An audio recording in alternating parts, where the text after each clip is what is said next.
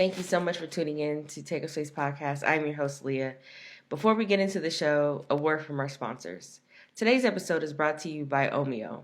Omio is a travel booking platform that makes planning a journey in Europe and North America effortless. Just enter your travel details, and Omio will magically give you all the train, bus, flight, and ferry options for your journey. It's never been simpler to book your first real vacation of 2021. Best of all, using Omeo saves you time and money. That's a win-win in our books. Omeo wants to help you leave your house this summer by offering 5% off your next booking. Just head to omeo.com and use the code OMIO5, that's OMIO 5, at checkout. Valid until July 31st for new users on all modes of transportation. It's just the pick-me-up that 2021 needs. Omeo. Plan, book, and love the journey. Terms and conditions apply. Now let's jump into What is the most fun date you've ever been on? Date. Ugh. Fun. Are dates supposed to be fun? Yes, they're supposed to be fun. Yeah, but sometimes they end up being creepy and weird and awkward and I can't. Actually, to be continued, I have not had a fun date. Really? I have not.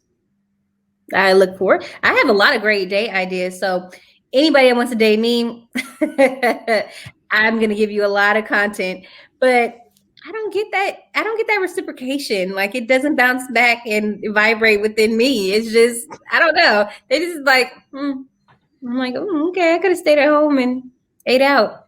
Right. And watched TV. What's a fun date idea to you?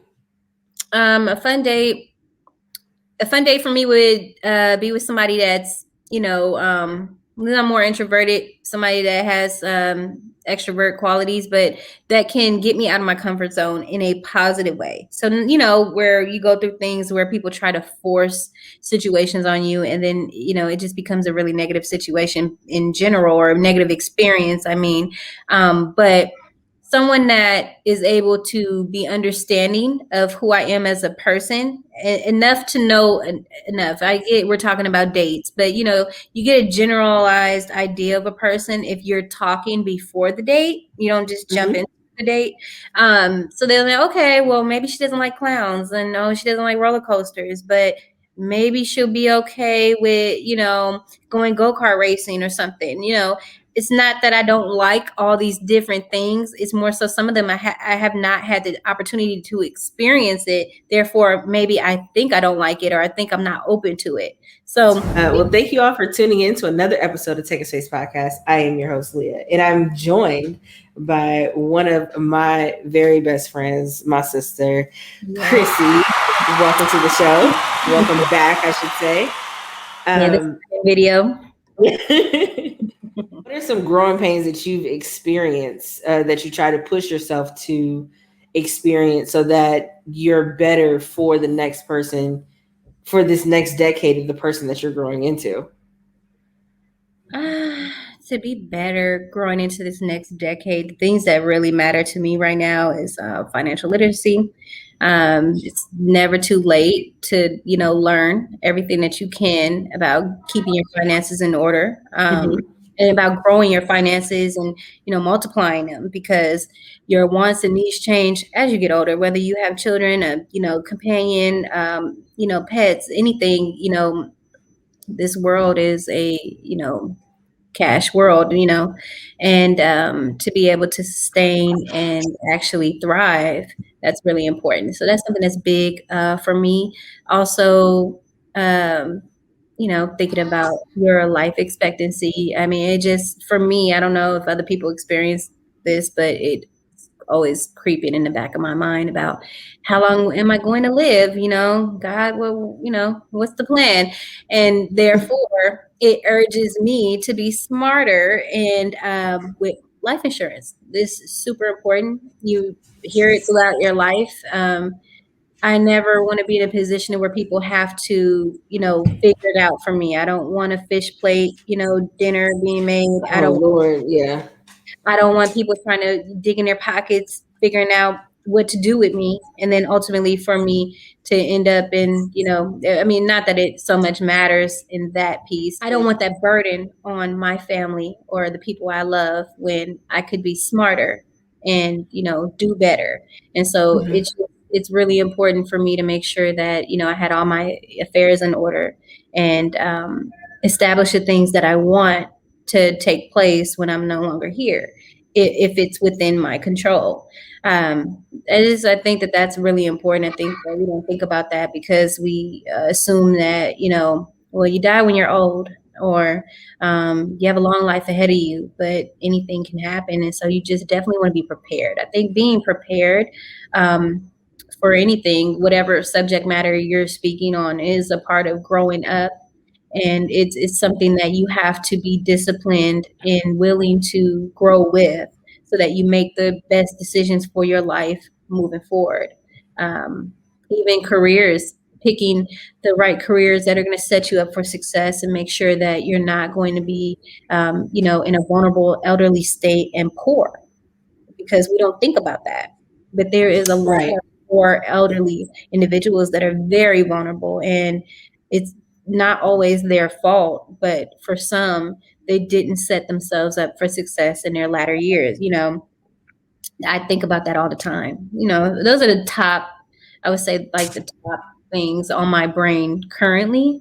Mhm. Um, and then, getting comfortable in your own skin as you grow, trying to just kill all the noise that's negative, Jeez, yes. crushing all the myths and the things that are, really not true. Success is subjective, it's in the eye of the beholder what you think success is. You don't think that when you're young, you assume that, everything you see, all the imagery around you is real, or authentic and factual, and it's not. It's very skewed. So Mhm. growing into reality, I think, is a part of growing pains that people experience, that they need to kind of transition to, because the Yeah. world is not the same that it was 10 years ago, or when you were born, or what you were born into. And you really have to adapt and adjust accordingly, and realize where the fine line is between what is true and authentic and what isn't. I would say those are my biggest focal points of, the things that I'm trying to take with me as I'm going into my, second tour, I like to say. Yeah. I think perspective, especially. You mentioned how it's important for you, especially now, to understand what's real, what's fake, what has a facade, and what does success mean to self. Because we look at other people and we're like, hey, they're successful, or that's successful, or they made so much money, or they have a family, or they are living in this huge house, or they were able to buy this car cash. And so we have such a skewed view of what success is, whether you have the blue check mark on Instagram, or you are verified with millions of followers or likes on TikTok. It's interesting that as we start to get older and get closer to 40, that we have a different view of what that success is or what that looks like. One thing that I know that I say to myself a lot is this something that is true, whatever the belief is about myself, or whatever I tell myself, is this true, or is this just the story that I've told myself? And I mean, I say that with money. I say that with, buying a house or getting a job or looking at a career, even dating, whether even in business. Am I able to be successful because I know what I'm doing? Or am I choosing to believe that someone who told me that, my service or product isn't as good as I think it is? Like, so I have to really define that line of, is this thing true, or am I just telling myself this story with no evidence and I'm just believing it because I've been told it so many times? How do you break out of that kind of thought pattern to achieve your version of success? Therapy. Therapy and Jesus. I'm telling y'all, therapy and Jesus do it every time. it's a tool, but beyond that, if we just, speaking in general, a lot of it is honesty, really truly being honest with yourself. The thing that we don't realize is that, because of weird dynamics of how we've grown up or what, how we were, just raised into this world, we forget that we're individuals and we have a lot of dynamic, unique DNA that is not, mimicked to anyone else. And if you detach yourself away from that, then it's easy to get caught up in the masses of what everybody else is doing and what is success to everyone else and how you dictate that into your own world. Especially if we're talking about product and service, being a creative, being an entrepreneur, anything of that nature, the goal is that you believe in yourself so much so you believe in what your service or your product is that no one else can do it the way you can. I mean, everything has been done before and everything has been repeated. Therefore, unless it's something just, astronomical that has never ever been seen before, it's all happened. And therefore, why are you comparing your self, your entity, your being to anyone else? Because how is that going to get you to success? And I think even though some people have some additives, some craziness, some little extrovertness that gets them a little more attention to get the spotlight on their thing, whatever that thing is. For those who don't go that avenue, you truly have to really believe in what you're doing. And when you get to that place of having that belief, that faith in what you're doing, nobody can strip that from you.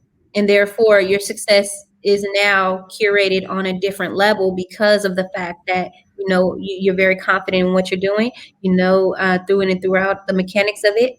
You understand, the ins and outs of the journey. And you truly still, through all that, believe in what you're doing. And there you have it. You're successful. Even if it never reaches a height of what is compared to other things in society, you did something that other people either A, have never done, or B, don't have the capability of doing, or C, can never even envision it because they don't have any faith in themselves. So when you break it down like that, I mean, it's easy not to get tied into that. But then we also are human and we're flawed and we can't help it. Sometimes we have this big habit of, comparing ourselves to everything and everyone. And you just really have to learn how to block that noise, because it just goes back to all these old analogies. If it fits, let it stick, or if it doesn't apply, let it fly. To some degree, however you say those things, but it really is true. I mean, it really is. A lot of stuff we pin on our own life, and we make it stick and relevant to us because we just believe in it so much. Like, for whatever reason, it's resonating in such a way, whether it's negative or positive. And now it's to the point where we have ingrained it so much within ourselves that we believe it. Right. We gotta be able to come back to reality, get above water and breathe and realize who you are. That's the strength of who you are. And, definitely understanding that, with God in you, all things are possible. And, how could you doubt when God, the love that God has for you and the life that He has envisioned for you? How could you doubt? And if you do that, then what is this for? You have to really go back to, like you said, putting things in perspective, and it's really a self check. And the brutal honesty of what I've said previously, if you're able to really look yourself in the mirror and have a personal conversation of honesty, to where you can outline all the good, the bad, and what needs to be improved, then you're in a good place. And Yeah, where you exactly. need to elevate. Otherwise, if you can't be real with yourself, I mean, it doesn't really matter anyway. You're gonna bend, fold, whatever, whatever happens. It's a gamble at that point. But you do have to put yourself back into perspective, because everyone's goals and achievements and ideas of success is so different that even if you felt like being a millionaire was success in your eyes, and I felt the same way. What being a millionaire is to me versus what being a millionaire is to you is still going to always be different. We don't have the same mindset. We might Right. relate, doesn't mean that we think the same at all, and therefore, no matter what, it's going to always be different. And when you realize that, what are we doing? You talk about, and I think this part is a part of the growing pains. I had to go through it. A lot of people have to go through it. Separating from the group that you grew up with, or that was your foundation or your basis in you growing up, separating from the group to strike out on your own, to really discover what you're made of, who you are, and whether or not you be able to make it on your own. And then to either return to the group or start another group on your own. How big of a role does that play in you growing to be the woman that you are? Well, I feel like if you're always trying to assimilate into a group, it's more of a comfort thing than anything else. I mean, it's more of a scare, the fear of flight, because at the end of the day, I love you, but I can't put you in my back pocket and have you fight all my battles and take on all my struggles for me, or I can't ride off of your wave of success just because you're doing something. And even though we have a lot of similarities and things that we do that are in common and in sync, but at the end of the day, that is for your life, and what I do is for my life. And in the middle with our joy and love and appreciation, encouragement for each other, support, that's where we meet in the middle. Right. So breaking away from, groups and individuals, we're born into things. We're born into families. We're born into neighborhoods and into school systems and everything like that. It's not by choice. We don't get to calibrate who gets to go to the college we go to, or who gets to be at the job we're at. Therefore, you can't help some of the, camaraderie and, friendships and relationships that you're going to have, but you have to realize what serves you and what doesn't. If our common goal is to be positive, if our common goal is to be successful, if our common goal is to, always know what the heart of our foundation is, whatever it may be. I mean, of course, we probably will still always swim in the same circles. But if our goals don't align, if our thought process, our our morale, all of that does not, our work ethic, if it doesn't align, eventually it's going to clash. Therefore, you're going to have to break away at some point, or they're going to break away from you, or something has to happen in order to disconnect. And if it's worth, it's a little interesting, because I feel like for some people that want success, or that grew up a certain way, their mindset is a little different. It's a little to me, it's rude, because you can't forget about who you are, where you come from, and the people below you, regardless to however high you think you are. Everybody is, deserving of a great life, deserving of respect, love, all the common things that we feel we want out of this life. And so we can never get to a place where we're too haughty and think that we're better or above anyone. But the things that we want, with humility, the things that we want, we have to understand that there's a certain sacrifice that comes with it. And you have to be disciplined. You have to be willing. You have to be encouraged, because it's a road that not too many travel, but the reward stands to be amazing and everything that you could ever want. So if your goal is to get there, then, and you don't align with other people around you, even if they're your day ones, you're going to have to break away from the pack at some point to continue excelling forward. Otherwise, you will remain stuck and stagnant. And that makes the difference in the deciding factor of what you should choose to do, what I choose to do. So how do you then decide? Do you decide your group first, or do you decide your goal first? I'm true to my goal. I know individuals that decide their group. I know a gentleman that constantly is very braggadocious and very arrogant, and coming, I respect his grind of coming from nothing, but Mm-hmm. that desire to be successful for him and what I observe, he wants it so bad that he doesn't realize how offensive he is. Not just for me, but in general, because the way he talks about his new life and what he needs to do, it's I need these type of friends because they're judges or they're in certain fraternities and sororities and they need this and they need that. And Mm. to me, that's not the basis of what you're why you're doing your why and what you're doing. And if you're so worried about that, you're worried about the wrong things.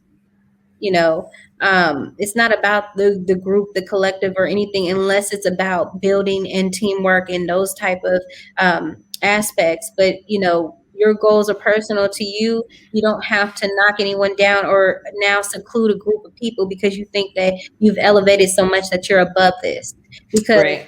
in business, your clientele base is going to be a multitude of diverse people. It's not just going to be limited to one, unless whatever you're doing is so exclusive that only a certain type of individuals can even be a part of it.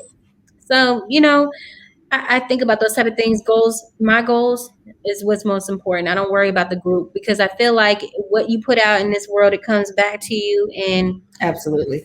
you will find a collective that is positive and happy and healthy and wants generational wealth or aspires to have more, whatever that means to them.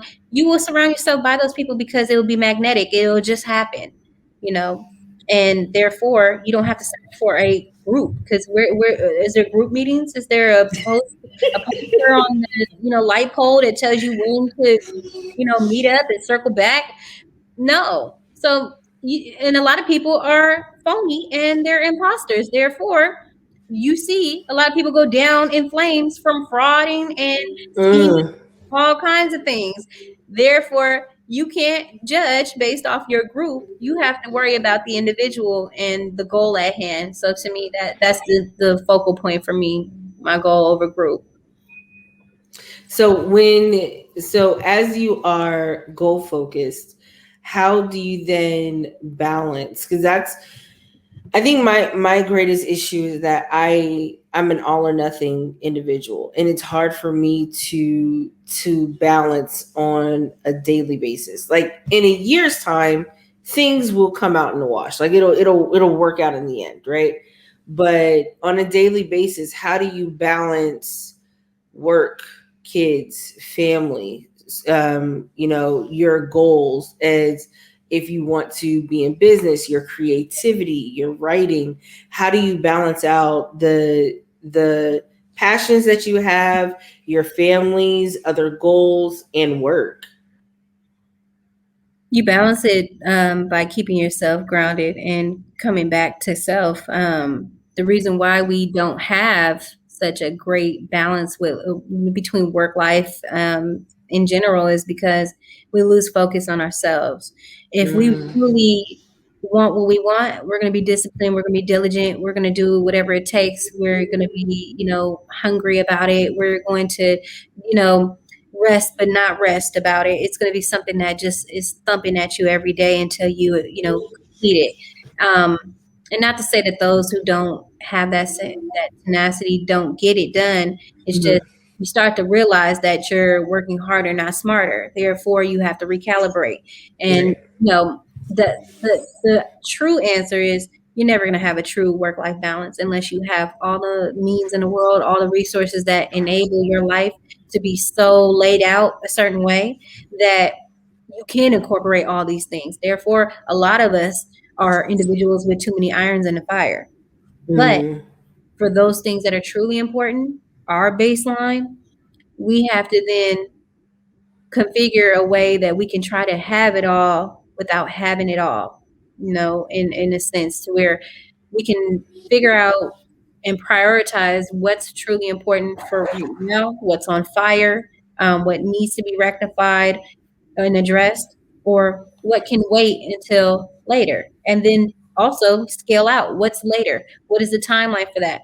A part of that is really about organization mhm. and like organizing our lives for us, not your closet, you know, not your shoe collection, whatever your top tier friends online are. It's really about organizing yourself. Like, okay, this goes in this compartment. This has to be over here. This, I need to write this out. I really have to put a timeline on this, because if I don't, I'm not going to get there. Or whenever I get there, I mean, I'm probably not going to be satisfied with it, because of the fact that I took so many twists and turns when I could have just went straight.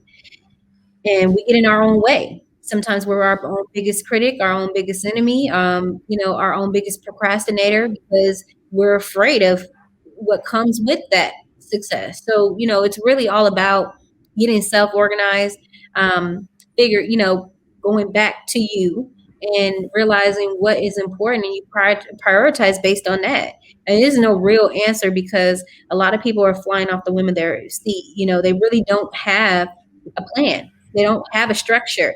They're just trying to make something happen because it's something they desire. And if you want to be a parent, and you have to work to feed the child that you created, and then that um, you want to fulfill your goals in life, but you understand that there's a certain road or pathway to get there. I mean, sometimes you're just gonna have to put all that stuff on your back and just keep going and figure it out later. But the best way to go about anything in your own life is really to prioritize and organize, because it's for you. The payoff is for you. Right. And I think, and that brings us back to the earlier part of the conversation of really deciding what does having it all mean. Really deciding what are the important parts, and what are the parts that I can do without, what are the parts that I thought I didn't need, and that I actually do. Because I'm finding, especially with talking to so many different people of different backgrounds, that it's not just having family or just having, hope for the future, but having the curiosity of, can I go further? Can I do more? Are there other people that I can align with? So knowing that there is a version of yourself that is successful, and that a lot of times we can get in our way. How do you deal with it when you understand that it's not the world that is against you, but you are actually stepping on your own toes and you're preventing your own success? How do you gauge that, firstly? And then how do you get out of your way so that you can start progressing the way that you want? Well, to gauge it is accountability. A lot of us don't want to take accountability for the way that we ruin our own lives, or the way that we step in our own way, and the way that we halt and stifle ourselves. And that's a real thing. And because we always want to pin it on something else, or a situation, or a circumstance, or a person, we don't own it, we don't learn from it, and we can't move forward because there's no resolve. And therefore, you're just stuck. Until you figure it out, you're stuck. Or until you find a way to dig yourself out, you're stuck. And so, for me, it's truly accountability. And I mean, that's my gauge. And then the second part of that, I'm sorry.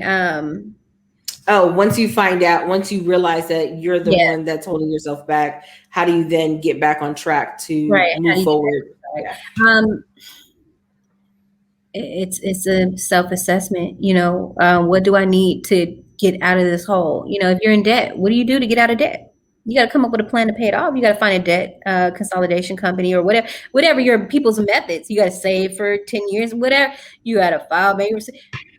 Those are things that people go through all the time, and avenues to figure that piece out. So then when you feel like you've stepped on your own toes, and now you have to kind of reverse back out this alleyway, what do you do? What got me in here? So maybe I need to think about what put me here, so I can not do that no more, or so that I can counteract that and then reverse that situation. Or maybe, I need to come up with a plan, because a lot of us are not planners. A lot of us don't feel that that's necessary. In school, we do these outlines and whatnot for certain subject matters, but We feel like it, it's too much. But when we look at our own life, maybe we need to, organize it in that way and say, okay, this is the goal, this is the plan, this is, and also you have to be kind to yourself, and you have to realize that you have to really break things down, not because you're not competent, but because it is truly impossible to put the weight of the world on your back and expect that you're going to achieve and solve all the world's problems. You really have to start with small goals and build up. Or if you want to take on those ambitiously large goals, you have to know that you have the willpower to get it done. Otherwise, you're a big failure. So that whole organizational piece, which keeps popping up, I mean, it really is real, because you might have to just really break down your life or break down your path of what you want and desire to get there.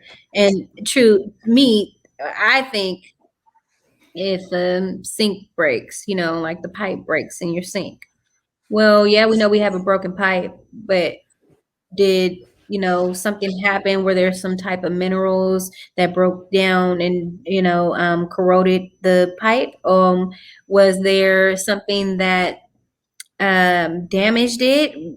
Did I do something? Was it just swelling? There's so many different mechanics in that to realize where the problem, the outlier is, and Right. figure it out to then deconstruct it and put it back together. It's the same thing with your life. You sometimes, I feel that you have to actually break down the root of the issue in order to progress and move forward, because where are you starting from? You can start from ground zero all you want over and over again, but you're going to keep missing that key element in what you need in order to launch. And so just bringing it all back to self. And truly, this is our life and our goals and our journey. It's really about what we want. Then we need to really put in the effort and, really put in the work for ourselves. And I think that, we really have to take that accountability and really, do whatever it is that we need to do to get where we need to be. So you mentioned that you have to be kind to yourself. How do you tell the difference between when you are talking negatively to yourself or trying to discipline yourself? Like remain resolute in your disciplinarian self, coming to tell yourself who's trying to be wild and crazy, hey, wild side, we can't be out here, as opposed to negatively talking to yourself. How do you differentiate between the two? Well, am I bashing myself? What is the conversation? Even if it's just solely internal, because sometimes we're like, dang, you're stupid, whatever. Mhm. But am I beating myself down? Am I bashing myself? Am I saying really cruel things? Is the criticism constructive, or is it damaging and toxic? That's the difference, Mm, how you really truly, differentiate between the two. Because for every complaint and every issue you have, it's really important that you have a solution to it, because otherwise you're just complaining. Otherwise you're just, negative Nancy and bitter Betty. And so you really have to try to talk good life into yourself, and right. also, but be honest. And that's true, breaking down to honesty. Why, how did I get here? Why am I here? Okay, what led to this? Okay, now I know what led to it, but why did I do that? Why did I feel like that was an Mhm. important move to make on my life? Now I got to break Yeah. it down, because whatever that is, it's going to spill over into anything I do, because it something so precious as your life, your success, your happiness, your future. That's a really big, big responsibility. So if I allowed something to flow into my, where I feel like my success dwells, and I allowed, it to ruin whatever that is, then now I need to start breaking down what led me to that, and why I felt like that was okay, or what was going on in my life at that time to where I felt like making that decision, because some decisions are permanent and some are very temperamental. I wholeheartedly agree. And I I think that a lot of the growing pains that we experience come from realizing how responsible and mature we have to be with the decisions that we make with our current selves, because we're not just taking care of us for today. For our 20-year-old self is not just taking care of us for 20, it's for 25, it's for 30, it's for 80. As we get older, we realize we're taking care of the community that is our life, the community that is us. And since we're taking care of ourselves at 30, at 35, at 40, at 50, at 60, we have to keep in the forefront of our mind, hey, 5 years from now, I want to appreciate who I was from the 5 years prior, because she did the work. He did the work. Like, myself did the work, so that 5 years later, I can look back and say, well, I didn't wait, or there may have been hesitation, but I did it. There's appreciation. Hopefully there's appreciation there. What is it that you would want to hear from yourself if you met yourself, say it's our birthday, 2030, or not even 2030, we'll say 2025, it's our birthday, and you were able to talk to your previous self? Like, what are some things that you would want to hear from your future self? Recognize what is for you and what is not for you, and keep going, because it's so easy to get distracted. It's so easy to lose focus of the goal. It's so easy to give up or to quit because you're mentally exhausted or physically exhausted, or you lack some of the tools or resources or things that you need, that you feel that is vital to your success. Therefore, you now feel like it's a wall. So I think that that would be the main things that I would tell my future self would tell me in 2025. Do you have advice that you would give to someone maybe 5 years younger than you, who's just like, okay, I'm starting to put things together, but why is this so hard? I would tell them, trust yourself. A lot of the barriers we have are self doubt and within self that causes us to, slack off, or, miss a step, or not feel as confident. But I would say, trust yourself, trust the process. If it's something that you truly want, then it's going to happen. But you have to put things in motion for it to happen. And the growing pain of growing up is the more accountability, the more responsibility you take. For everything that you do, everything that you touch, everything that you breathe life in, and everything that you are connected to. There's a social responsibility even within that, even within your own community, and those who are attached to you for whatever reasons. I think that that would probably be the biggest piece of advice that I would give somebody younger, because I feel like even advice is subjective too, because we sometimes we have different intentions by our advice that we give, Exactly. Yes. and we receive things differently too. Our Yeah. receptors don't always align with what a person is saying, and we might interpret it differently. And therefore, if you're going to run with a blueprint, yet each plan comes out different because everyone has the same blueprint, but our interpretation is different, it's never going to be the same. Yeah. And again, we are individuals, and we have to really thrive on that and appreciate that. If we were meant to be the same, then God wouldn't have us here. We'd be an iRobot or something like that, where we all are just mimicking the same moves. I mean, really have to really understand the power in who you are and what is flowing through you, and these things that you want, if they're attainable, you can have it. Now sometimes we have these grandiose ideas and desires that are not necessarily attainable in our lifetime. Maybe for some they are, but maybe for us it's not. We have to understand where we have sprung from, where we've grown out the dirt from.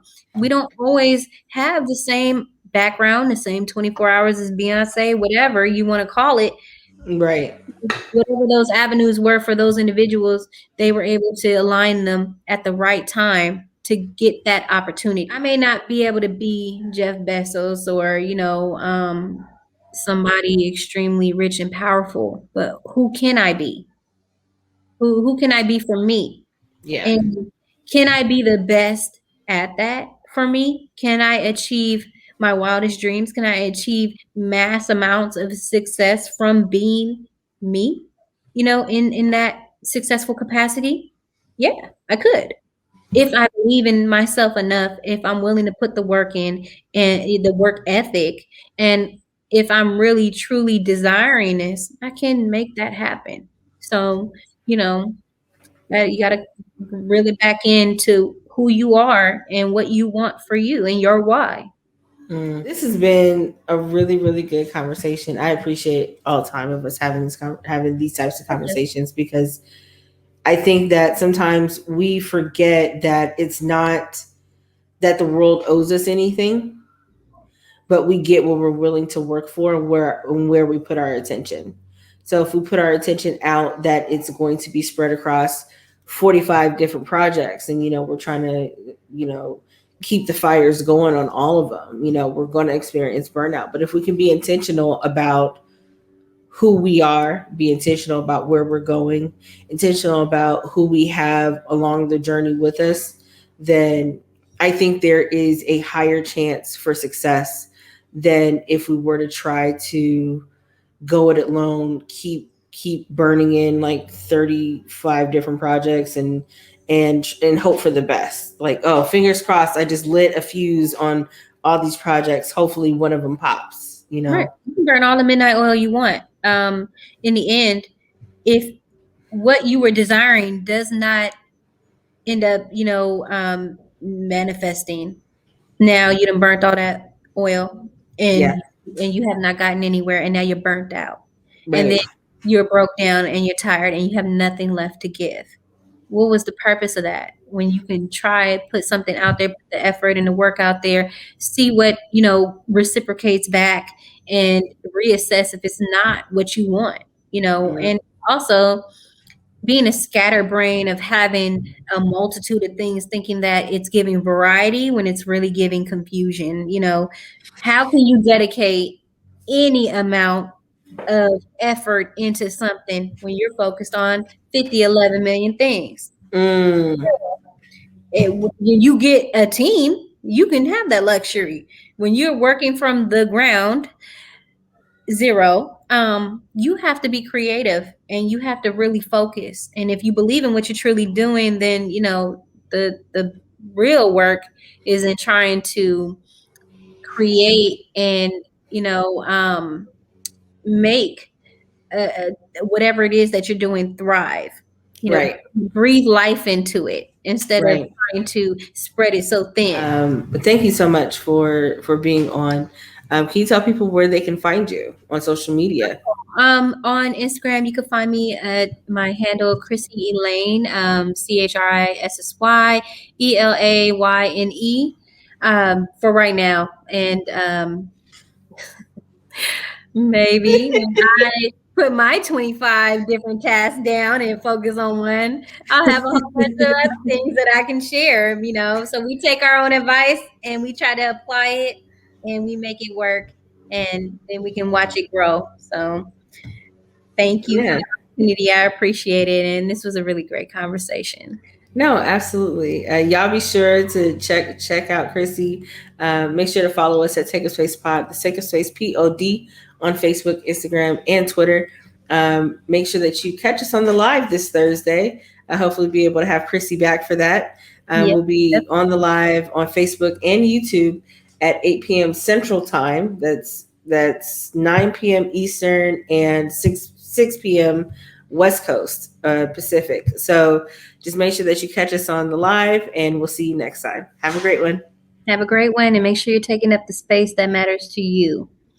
I think that's important. Yes, absolutely. Yeah.